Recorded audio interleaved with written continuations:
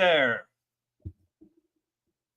No, actually, I can't. I heard the music, but I can't hear you. Okay. You can hear me. Yes, I can hear you now. I'm like talking and not talking, and this has been a challenging beginning to the thing. We got a little bit messed up because Mike's having some issues, and then apparently I had issues as well. One of the things that we struggle with is technology, and the fact that it's constantly being updated. There's new stuff for the software we use all the time, and every time we log in a week later, you got to make sure you get in there half hour early because something's happening. And Sherry's saying hi. Hello. And hey, did you watch the video? Did you see? That was I definitely went back for some stuff on you. You did, yeah. I saw Cult TV. I have not. Yeah. According to what the internet says, that is the first thing that you've ever published. Or that was published with your name on it. There probably was other stuff, but yeah, there's other stuff, but it's among the first. I think the issue of Hero Alliance that I lettered came out before that, though. Yeah, because I was out of art school when I inked that Cult TV, right, which was hard because I didn't have a script. Well, so, I'm glad you're here. We're going to talk about stuff. We're gonna go right into the interview and talk about what you guys are doing, because your collaborator is here. Good. New to the show, who has never been on Pop Culture Squad before. I'm happy to have him here. We're fans of his work, and so I want to get into it and talk to you guys about the new Kickstarter of Angry Birds. So let's bring Paul Tobin into the show.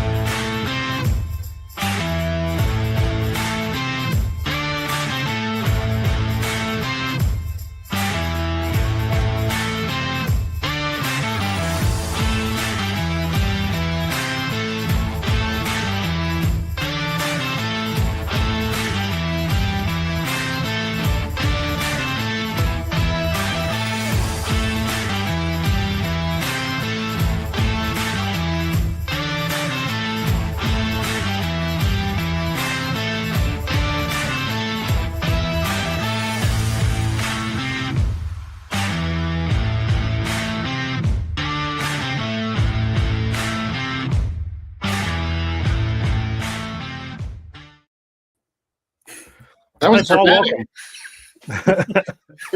Well, welcome. We're glad to have you. Nice to be here. There's so much of that that I remember reading, and I really enjoyed. Before we get into kind of comics and other stuff, let's talk about the Kickstarter that's going on right now for Angry Birds, a graphic novel collection. Mm-hmm. It's being run by Rocket Ship under their Bottle Rocket imprint.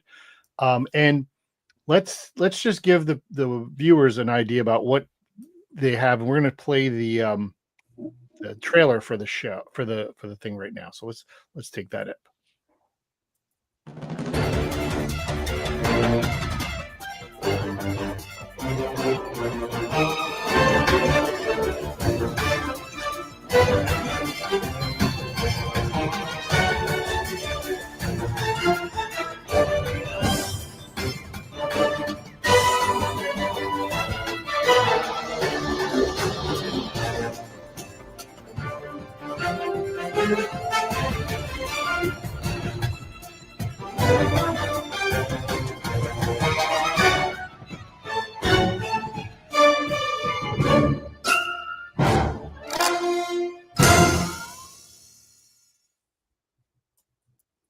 I mean, I think that's more dramatic than even what I did. That was exciting.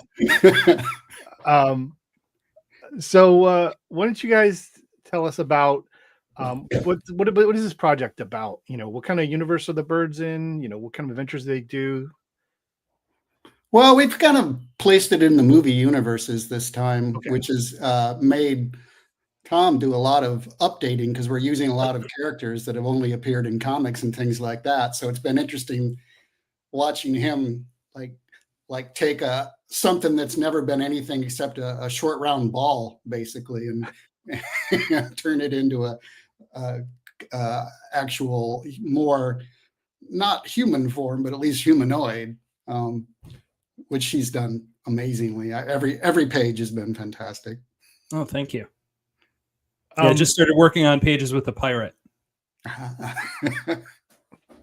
What does that mean? I don't know. You have to explain that a little bit more.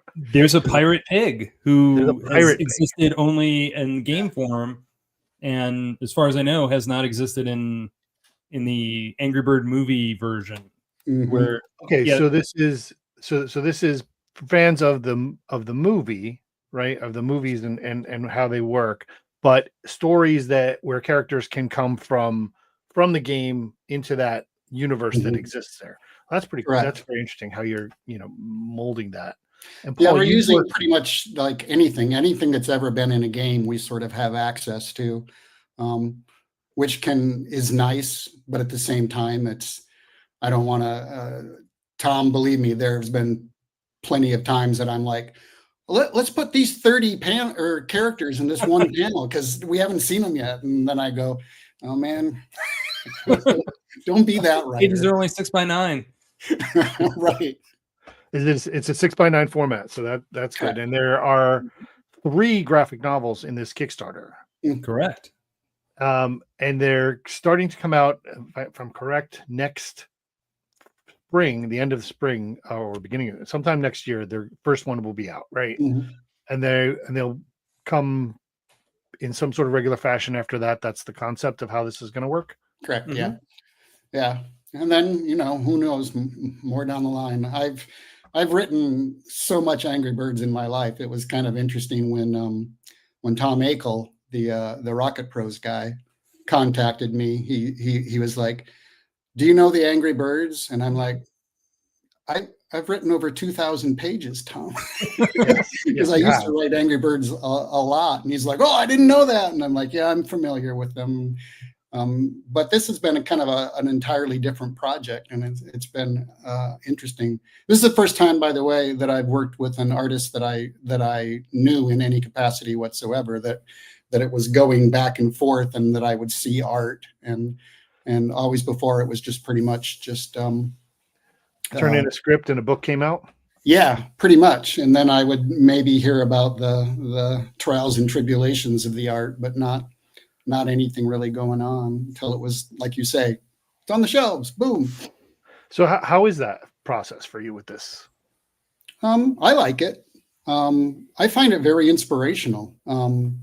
Those first pages come in, and a writer's life is kind of lonely. I don't really know what things are going to look at like until those first characters come in and first things. And I have to infuse the scripts with a ton of life before certain parts of that life are there in a way. And like how Thom tells a story and, things that I can do. So each artist is different to work with. And until I have a body of art, I don't really know how I want to form my stories. Luckily, in this case, it was largely do what you want because Thom can handle it. And I'm a character writer, so it was great to see a lot of the character expressions, and that I can do sly things and winks at the camera and things like that are strong possibilities.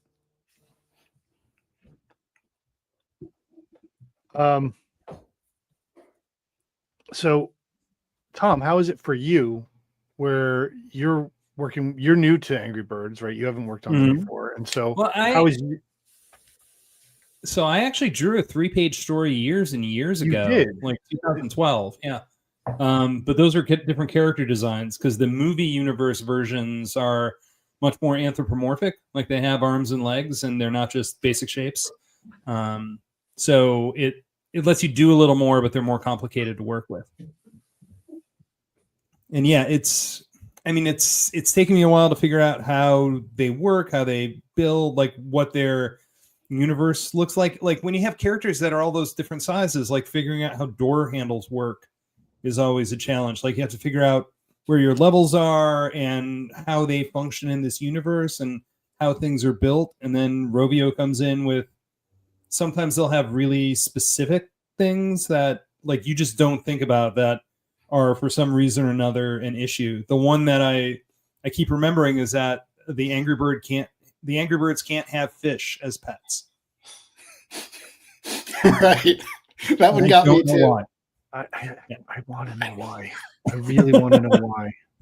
I'm sure in the fullness of time it will make sense. Their note actually said something like, you don't need to get into why, but they just don't have fish as pets. Like, okay. Could they have other pets as pets? I don't know. Yeah. I've been avoiding it because of the fish. Yeah. Well, and largely because once you start anthropomorphizing the world and you have pigs and birds, then what does a dog mean? What does having a pet mean? Like I'm constantly like in like backgrounds of panels talking about in other projects talking about have a bird flying by or something. I can't do that here. I can't have a crow sitting on a fence post as an omen. It's like, well, that's a bird. You can't move those things in. So I've been largely trying to stay away from animals. So Tom, you're not going to get Red rides across on a horse. You're not going to get no horses. No horses. That's an artist's dream statement. No horses. Yeah, it's just going to be chairs and fire escapes. Don't worry about it. Cars, lots of cars. Fire escapes, girders, pirate ships. Yeah. Well, yeah, that's true. You guys have both worked on a lot of licensed stuff, and you've worked on a lot of creator-owned stuff. When you're working on licensed material, like what are the challenges that you guys feel that you encounter? Also, then to follow up, like what are the rewards of working on licensed work? I think, I don't know. To me, the thing about working on a licensed thing is to have a world built, but that's also a stumbling block. Like sometimes you want to do something and you can't move in, like even just that. I will say that jar, that goldfish in the jar was one of my favorite little gags, and we had to leave it. But I think I don't know, it's freeing and confining, but in a way, once you understand that confinement, it's freeing in a different way because you don't have to worry about certain other things and you have things established, so you don't need to like dig into things. But then there's other things like I had finished the entirety of the script for the first graphic novel, and then Rovio decided to change one of the characters. They took one out and said, let's do it with this character instead. And it's like, okay, characters are specific, but so you kind of want, you're stopped in those ways. Also, it's handy when you tell someone I'm working on Angry Birds and they go, oh, I know what that is. Mm-hmm.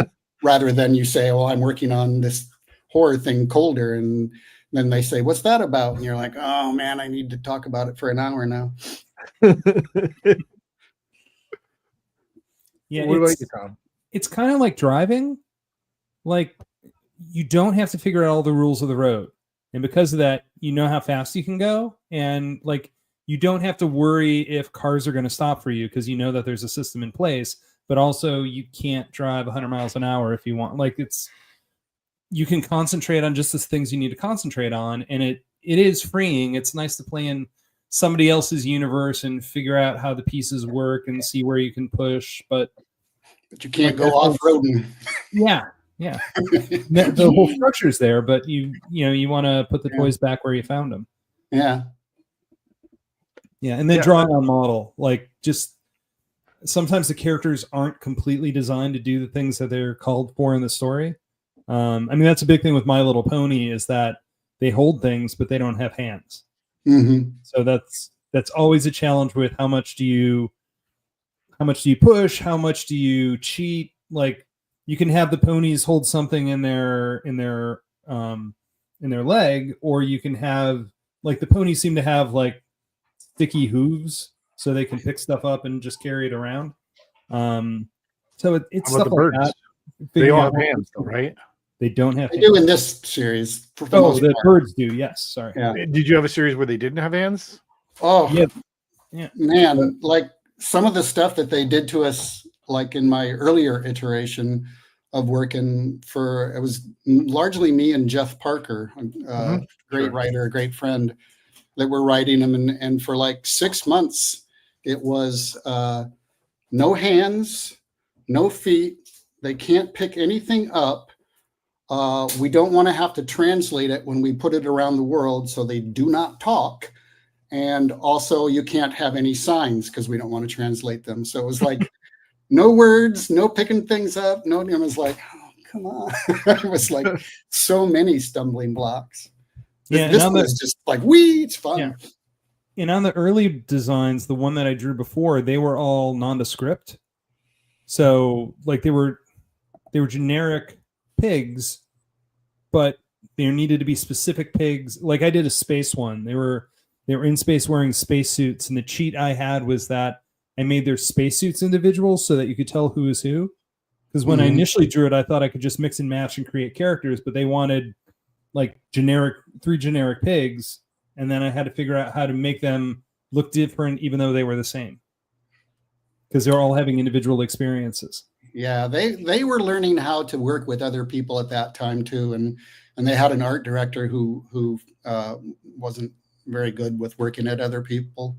He would literally, I don't know if I ever told you this, Tom, but he would literally get a page of artwork in, and then he would sit down and completely and utterly redraw the entire page, pencil, ink, even colors sometime, and then send that back and say something like this. Like that every single page. So the process was not speedy. Mm-hmm. Wow. So this is where you are now. This sounds a lot of fun.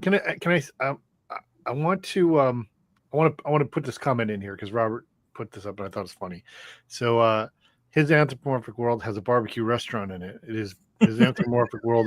The main character is a cow, and Right. no one has picked up. I think that's hilarious. Yeah. It's like all They those are restaurants behind me, you see. actually. There's shakes behind me. Yeah. It's like Tiny all those Toons. restaurants you see that, like, Mr. Chicken, and it's this rooster dancing, and it's like, Mr. Chicken, what are you doing? You sell out. And they would do that on Tiny Toons. Hampton Pig was often eating hot dogs. Uh-huh. Yeah. I want to, looking at, especially even you can see it in the trailer and you can see it in all the stuff.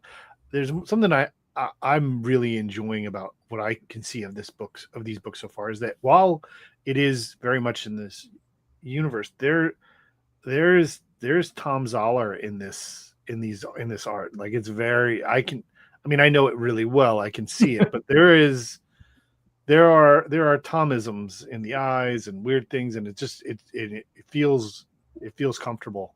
What do you think? You see that, Paul, right? I do. It's very alive. I love it. Absolutely. I was chuckling watching that trailer again and thinking of writing some of these scenes and going, oh, I hope that translates. And it's like Tom took it and said, there, you wanted it here, but I'm going to move it to here, and it's going to be even funnier. And it's so lively that I love it. and Tom, you're I know that there are mandates from Rovio, and they want this to be a very something that's open and available to their fans of this franchise. How do you? But again, like I said, I can see your lines and I can see things in there. Are you conscious of that? Is it difficult for you to work in something where there is such a very specific template? Honestly, I don't think I'm that conscious of it. I see it in my inking sometimes because I was trained as a brush inker and I had that really thick like Dick Giordano line, and I know that comes through. Like I don't like deadlines, and for a lot of reasons, there's deadlines in animation, so I like being able to push that.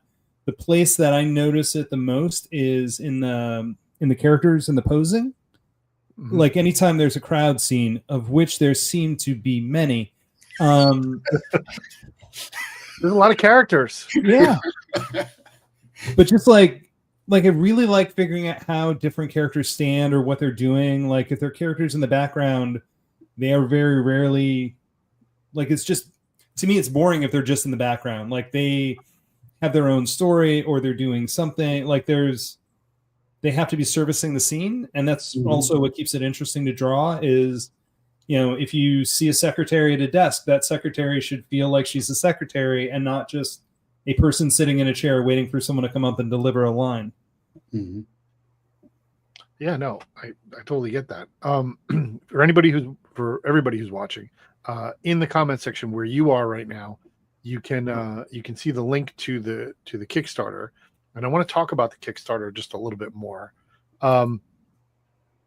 There's the story that they're laying out. Let me change this. That doesn't work. Go this way. Still not working. Anyway, keep talking. Here. I made a special overlay just for the Angry Birds, and then I put people's face under it. So it's a technologically challenged episode. But Team Pig, Team Birds, we're picking that. What is there? Each book is 150 pages, right? And over 150 pages and connecting stuff. What is the Team Birds, Team Pigs situation? So each cover has a cover that features the bird characters and one that features the pig characters. Kind of the same way that when they did the G.I. Joe Kickstarter, there was the G.I. Joe and the Cobra versions. Sure. So, and everyone's a connected cover. So you can put, like, if you see that one, you can see that the female character is also on the second. Like, you can line those two up there. So effectively, there's 6 covers, but each one is a diptych.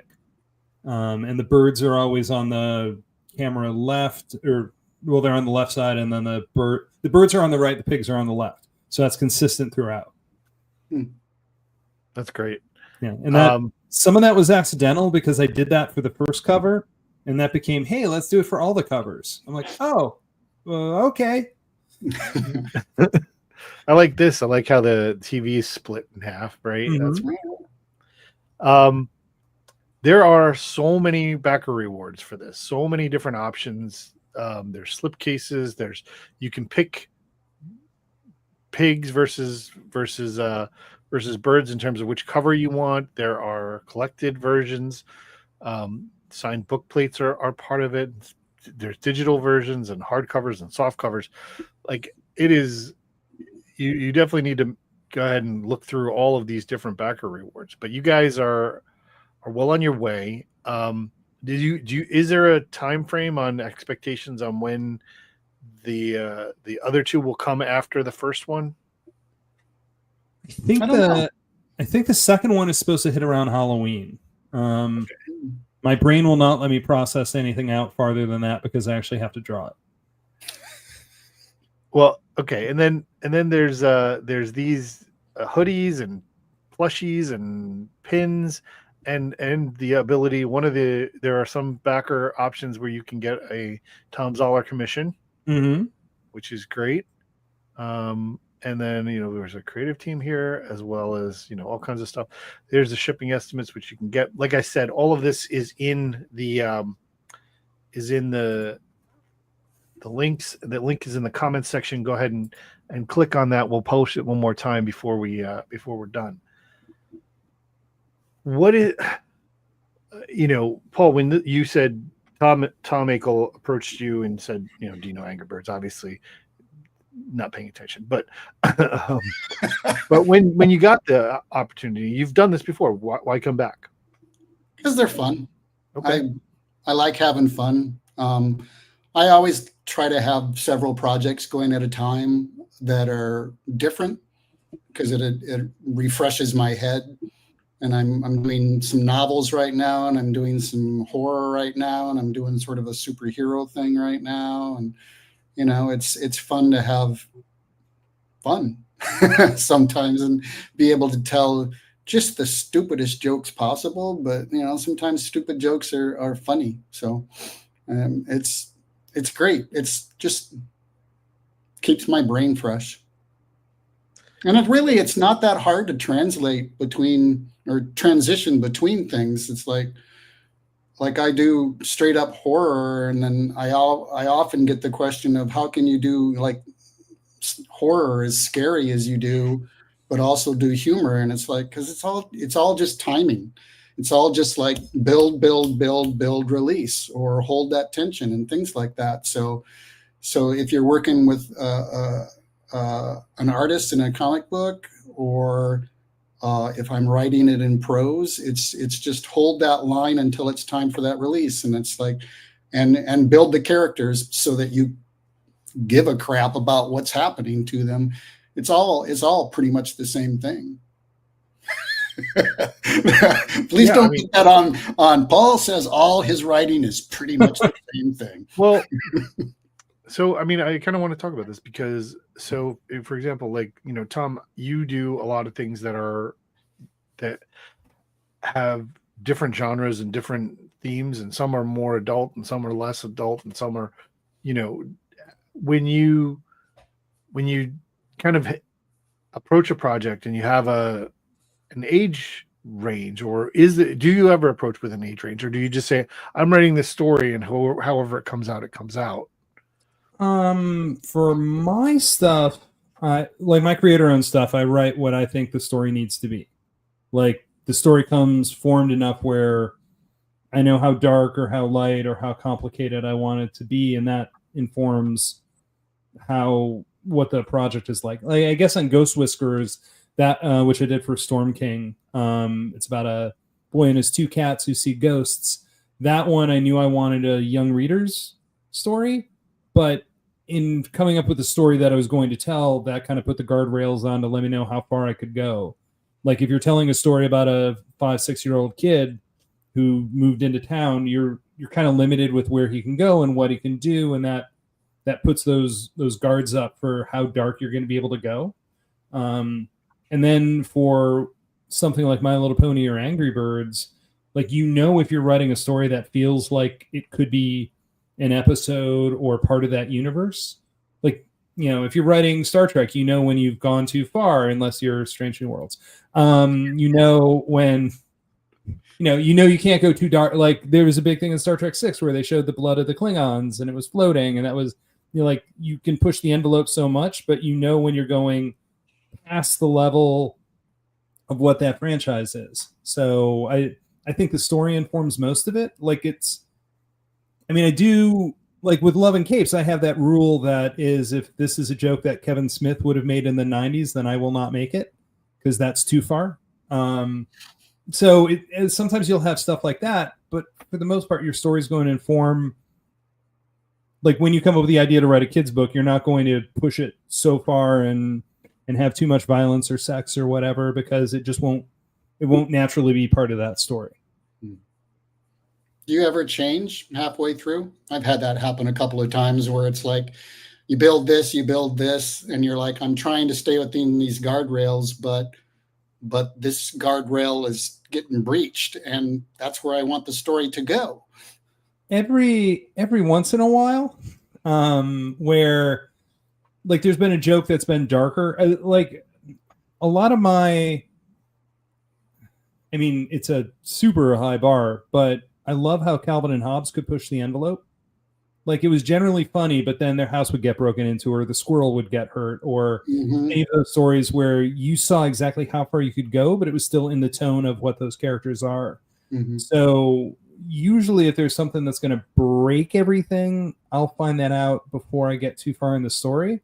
But if I tell a joke or introduce a concept that's if it's a little far, it's always at least soft enough that I feel like I can go there.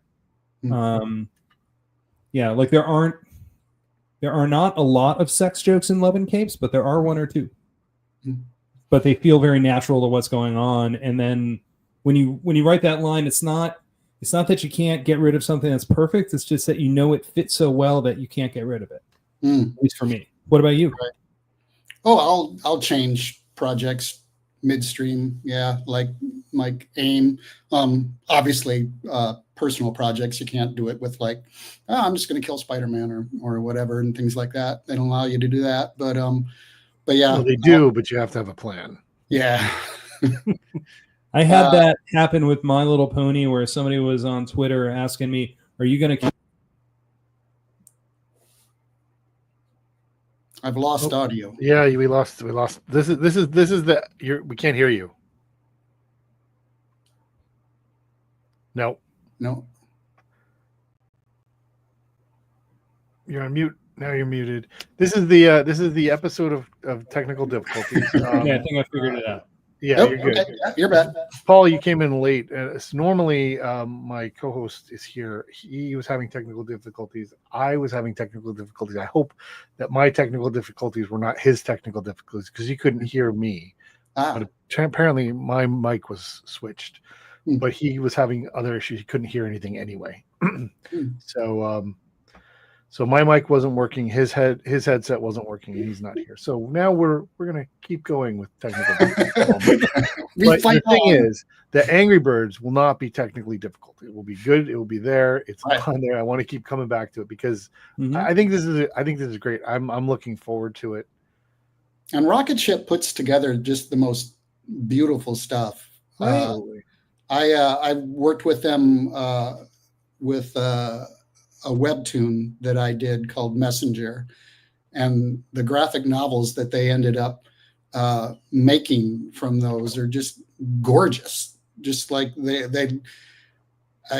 the highest compliments I have for how does this graphic novel look is it looks like it was made in France. I do have a Rocket Ship book right here, which is just absolutely that one's gorgeous. Metaphorical her that their stuff is it. I just got the new volume 2 of Cupid's Arrows, which is absolutely gorgeous. It's great. It's something you really want to put on your bookshelf. Absolutely, for sure. Yeah, they're gorgeous. I heard a lot of compliments on that. The only annoying thing was I didn't back the Kickstarter. So you didn't get it? I did, but I had to make a special request to have one sent out. Wait, which one? The volume 2, yeah. Like they were fulfilling the backers first, so I didn't get my copy right away, and people were telling me that it was gorgeous, and I'm like, I'm sure it is, but I haven't seen it. It's always interesting when like the first time that you see something that you made is like someone sliding it across for you to sign it, and you're like, hold on a second, I've never seen this. Then you have to embarrass them, basically. So I can't go any further. That Flash Gordon behind you. Paul, what's behind the thing that's behind you? It's not Flash Gordon. It's Flames of Euro. It's Valgar. It's Flames of what is it? Flames of Euro. It's a Valgar gunner, Jason Disbrow, Jay Disbrow. It looks. It is. I can't. It's far away, and I am already amazed by it. Yeah, it's the original cover for a graphic novel by Jay Disbrow, the first graphic novel that Fantagraphics ever did. Oh wow, that's great. Yeah, that is fantastic. Yeah, my place is nothing but original art. We moved here from an apartment like a year ago. I live in a house now, and my apartment had 180 framed pieces of art on the wall, and now I'm like, well, I can certainly extend that and get a lot more on the walls. I text back and forth daily, multiple times a day with Francesco Francavilla, a really great artist, and I think that my walls are bad. His walls are they look like one of those telephone poles where people just keep putting new flyers up just over the old ones. His walls are so thick with art. I believe it. One of the questions I kind of wanted to ask you both is you've both done work outside of comics media in other, whether it's TV or not, prose, and what attracts you to keep doing comic work? pure love on my side. I just love the form. I love telling it in every way. I love finding new ways to tell the stories. Like I really like the webtoon format, and I'm doing some different stuff in those. And it's like that panel turn, that mix of art. And I just really feel like if you get a good team together, or if it's a good single person who's telling story and art, that you can take story worth one and art worth one and mesh them, and somehow it's worth like 3 or 5 or something like that. It doesn't add up math wise, but they just work so well together. And you can, it's just, I don't know, love. I grew up reading comics from day one. My earliest memories of comics are obviously these were early because they were haircuts, and that doesn't happen anymore. But my barber in Charles City, Iowa, had a stacks and stacks and stacks of old Marvel Western comics. They were all coverless, so I didn't know what I was reading. But I'd have gotten a haircut every day if I could. I just got to read the comics and just see how words and forms works together, and it invigorates the brain in ways that I don't think either of them do solo. Oh, I'm just broken inside. Actually, it's probably as close to the metal as you can get, because there's not even the big teams that are working on a book. You don't have that many people, so your voice isn't getting diluted, and I don't have to worry about how to describe things that's going to read right. I have to worry about how to describe things so that it's going to get drawn right. Or I'm the one drawing it, or I'm the one reading the description that Paul's writing and drawing it. But it's like I read the Star Trek novels sometimes, and like in my head, there's a question of, do you have to describe the bridge? Like everybody knows what the bridge is, but it's somebody's first book. And like, do you figuring out what to describe and what not to in prose is really hard. But when you're doing it in a comic, you just draw the bridge. But I also don't have to worry about Jonathan Frakes has decided that he wants to act this scene differently than what I decided to write it, or anything. Like it's the most amount of control, and it's the most pure expression of the thing that's in my head. So I've got another question for you. When you're writing for yourself and when you're going to draw it, do you ever, because I know like my wife, artist Colleen Coover, when she writes, she does this a lot of, she'll sit down and she'll write, and then she'll sit down to draw it and go, what is this garbage? I can't do it from this angle. Was I crazy? Do you do that to yourself where you go, no, I'm not going to do that angle, or I'm not going to have that character. That's too much. Writer me and artist me hate each other. Yes, that's what I was curious about. But I feel like that's the way it should be, because I remember coming back from Comic-Con one year, and the page I had to draw had 4 characters, a robot, a dinosaur, time-traveling teenagers, and a Viking. I'm like, why did I leave this as this is the page that I have to draw? And like the artist in you is like, well, maybe there's a simpler way to do it. And like, no, I wrote that scene. That's the scene that needs to be done. And it keeps you honest, because I don't want to just draw stuff with no backgrounds that takes place in outer space because I can just black with stars that like you want to know that you've got a preference for what you want to draw. You want to make sure that you're not cutting corners as the artist because you don't want to do the hard stuff that the writer put out. So when there's that conflict, you're keeping yourself, you're taking care of the story. And that's the important part. One of the most, yes, I do that all the time. One of the most dumbfounded moments of my life and the career-wise was one of those what needs to be done things when this is back when I was working with Marvel, and I'm not going to say the artist because they're still working, but if you work at Marvel, if you write at Marvel, you can't get away from Times Square. Scenes happen in Times Square right and left, or at least crowded New York streets. And so we kept having these New York or crowded street scenes or Times Square scenes, and there'd be like 3 people in Times Square. Which if you've ever been to Times Square, generally has more than 3 people. And I finally met the guy at a convention, and I said, you keep drawing Times Square with like 3 people. And he's like, I know you're going to bring that up. And there's actually a really good reason why I do that. And I'm like, cool, I'm about to learn a reason. And he said, I draw it that way because I don't want to draw more people. And I was like, well, I guess we're done. I guess that's the end of that conversation. And it's the heck of it is sometimes as an artist, you do need to, say, okay, it's Times Square and there's a spaceship crash landing. And yes, the artist or the writer didn't do anything except write Times Square spaceship landing. So it's very uneven at times, but the story sometimes needs those things. Well, I mean, depending on the story, if it's like, DC's Greatest Loves, it probably doesn't, or anything like that. I've apologized to my artists when I write stories that aren't for me. Like, there's a 16-panel page. Next one will be better, I promise. And you're going to have a full page splash that you're going to be able to sell, but this needs to be here for this.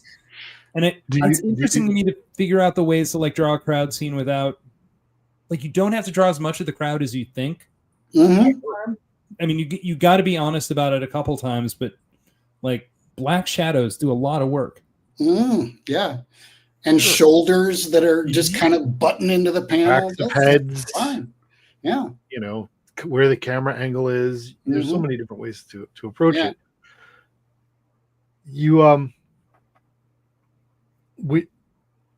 Paul, do you? I mean, full disclosure, I've seen Tom's scripts, so I know what he's talking about when he's telling his artist, "I'm sorry."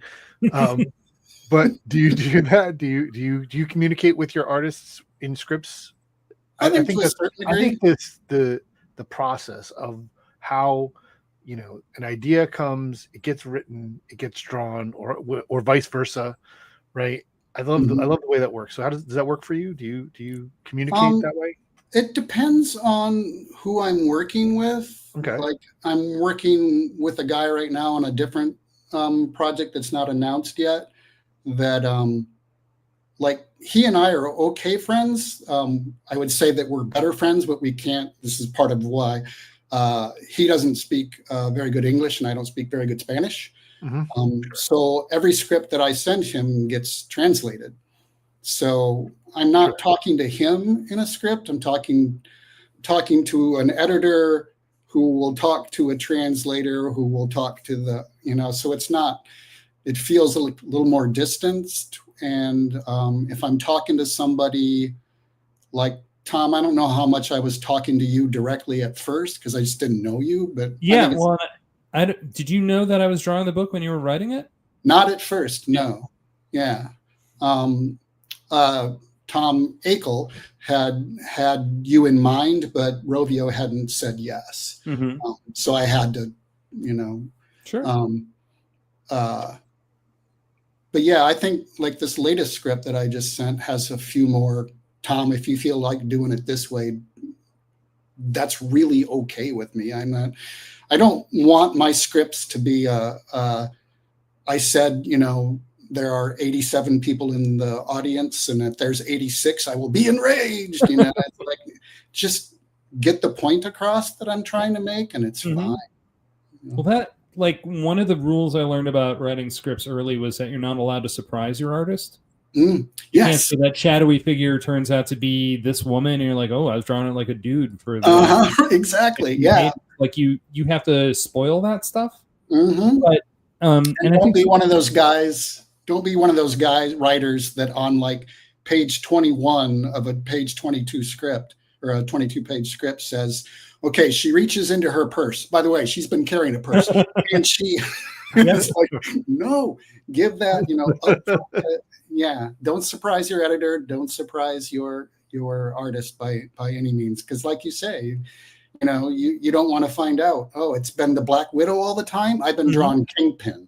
Yeah. So and you also like, you want to make sure that when you're, I mean, some of it comes from my advertising background where you have to explain and communicate what you're doing. Like there are times where I have something very specific in mind, but I'll also say why I want it done that way.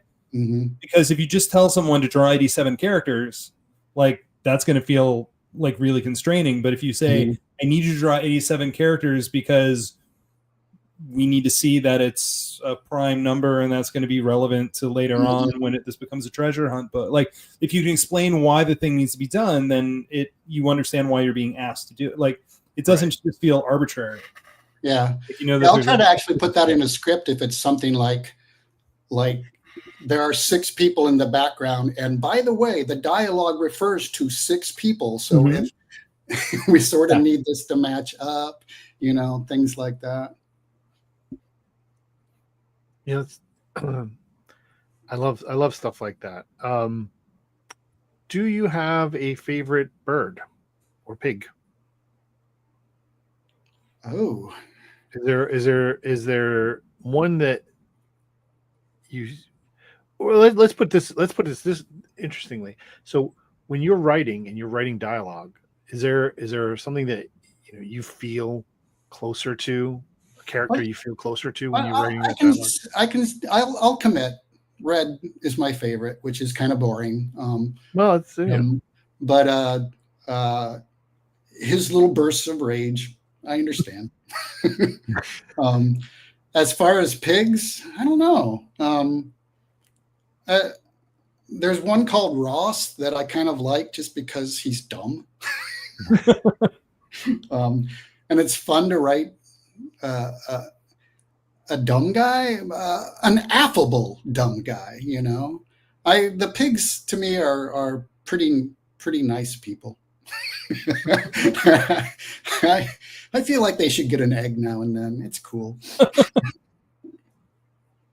Are you go ahead, Tom? Yeah. Oh, for me, some of it's based on how comfortable I am drawing the character.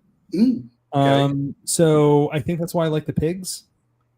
I'm still trying to figure out how the neck works all the time, but and I like red a lot. And I've drawn. I'm going blank on the name. The yellow one, Chuck. Chuck. Yeah, I've drawn Chuck the most, but his structure is such that it's harder for me to figure out how to make him do more things. Like, because he's so triangular and built that way that I'm less comfortable drawing him, so I'm less comfortable with him. Kind of like a boomerang in some ways. Yeah. A standing boomerang. Yeah. Like I was drawing Red making a sandcastle, and like you have to have that discussion with yourself. Like, how do they bend their legs? Like, what part of where's their knee in this thing? Where how long does that discussion take? Well, it's all happening as I'm drawing it, because I'll start trying to figure it out as I'm drawing it. I'm like, that doesn't look right. Oh, I need to move it here. Is that working? Oh, now that I've drawn it this way, I see how that structure works. Like you're figuring it out as you're drawing it. Yeah. Yeah, I try to tell like beginners that no matter what craft they have is if you don't know how to do it, one of the best way to learn how to do it is to get it wrong. You'll fix it. Believe me, you start to go, well, no, that doesn't look right. Or, this sentence doesn't belong or things like that. I think it's really important to, as a creative person, to get a bunch of things wrong so that you can get a feel for what's right. Well, then you're going to love the next few pages. How do you feel about drawing Terrence, by the way? The big red guy. Oh, I love him. Yeah. He was one of my favorites when I did. There's an elevator gag early on, and I thought that was. But one of the issues I'm having is that the characters are not built to be in a comic book. Like the eagle is not built on the same scale as the other birds, but they have to be in the same panel. So there's a certain amount of cheating that you're doing to, and I know we've downsized them a little bit anyway, but you need to make them, I haven't seen the movie, so no spoilers, but it's trying to make Galactus work with the Fantastic Four in every panel. Right. And like you have to figure out different ways to handle that. Yeah, I'll need to see the movie. sometimes try to put a little of that in the scripts, like, Mighty Eagle is talking to the Blues and they're on a counter, or they're on his shoulder or something like that. And I think that's important for a writer to understand, like, the logistical problems of art sometimes. Oh yeah. You can't put all of that on the artist. Mm-hmm. Yeah, it's like, I mean, it's part of my job, I think, as an artist. I mean, not with you, because you've been doing this long as I have, if not more. But like when you have to teach your first new writer about the 180 rule, and it's not that any of the rules are hard and absolute, but you have to let them know why the thing they're doing is complicated. Like, one of the first discussions I have is always, your characters can't do two things in one scene. They can't open a door and pick up a cup of coffee. They have to do one or the other. So when you start figuring that stuff out, you realize what limitations you have with the format and figure out how to write to it or around it.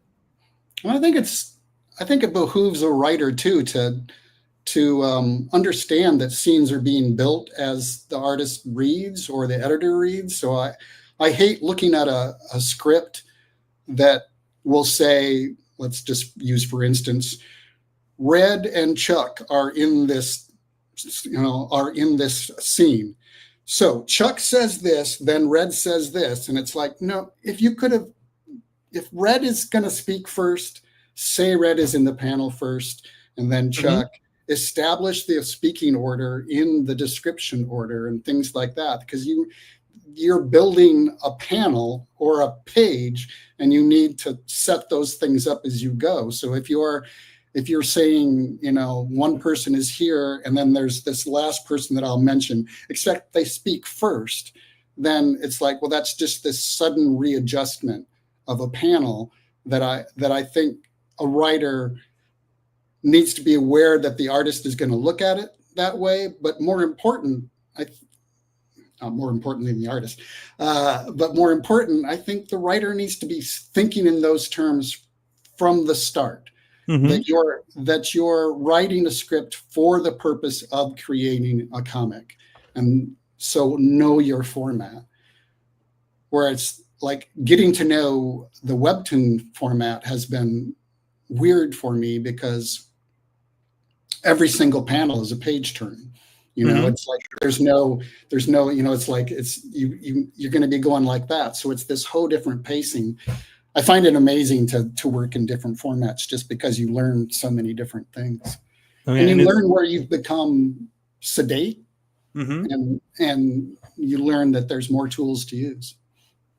Yeah, the webtoon format is interesting, especially when you convert it to print like I have, because you start thinking about page turns and you start making a couple panels. Like, you want to have a certain panel hit at the end of a page or end of a page turn, and then the compromises that you have to make. And also, because you can have the dialogue go into the gutters, you don't have to draw the entire area that the dialogue is going to take up, but you have to do it when it becomes a comic. That's that gets really weird and rough.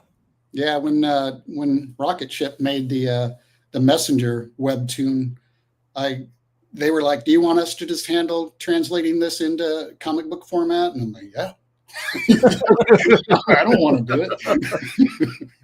It's just, to me, they did an incredible job, but I don't know how they did some of it.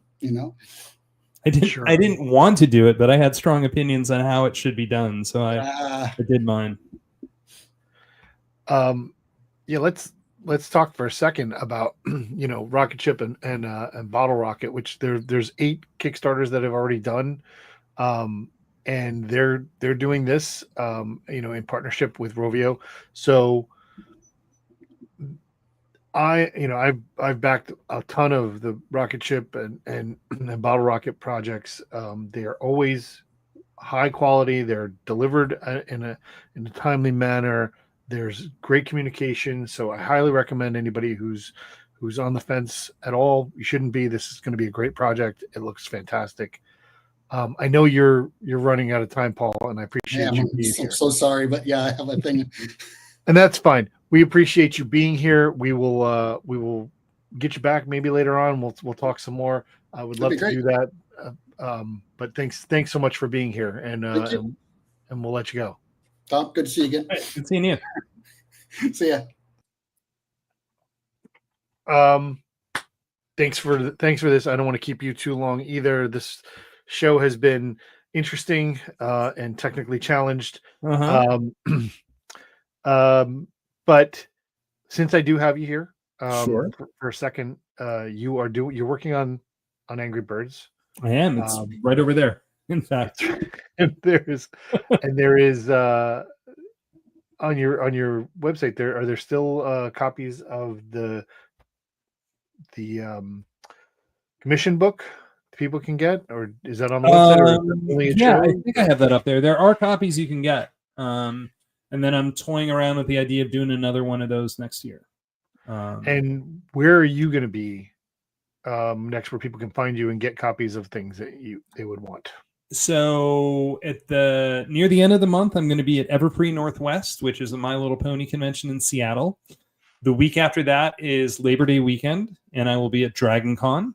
I have already bought new Star Trek uniforms. Nice. And I am participating in a group cosplay that is not Star Trek. That's interesting. I expect pictures. We'll see how they turn out, but I just designed a thing for it, so it'll be fun. And then the week after that, I'm doing a show called GalaCon in Germany. So nice. I'm going to go back to Germany for about a week and hang out there. So I'll do the show, and then I'll spend a little time in Germany. I love doing the international shows, and anytime I get to spend a little more time there is fantastic. All right. Well, I'm going to let you go, and I'm going to wrap up, but we will. I'll be in touch with you soon, and we will continue to talk about this Kickstarter, which is ending in a week. And thanks for doing it, and thanks for being here. My pleasure. Anytime.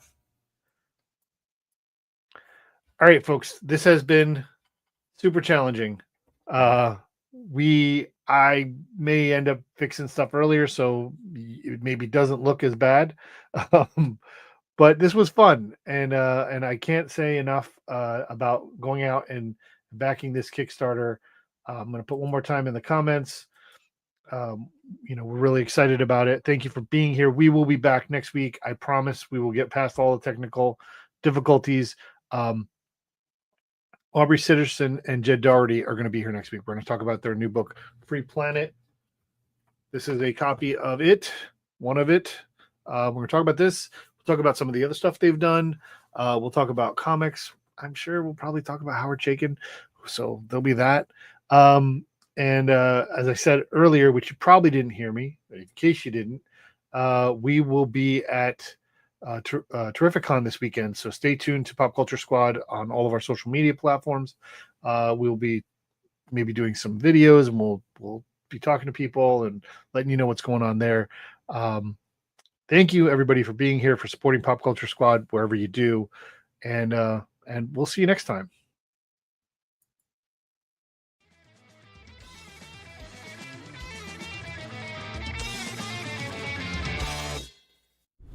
This has been a production of the Pop Culture Squad Network. PopCultureSquad.com. How do you nerd?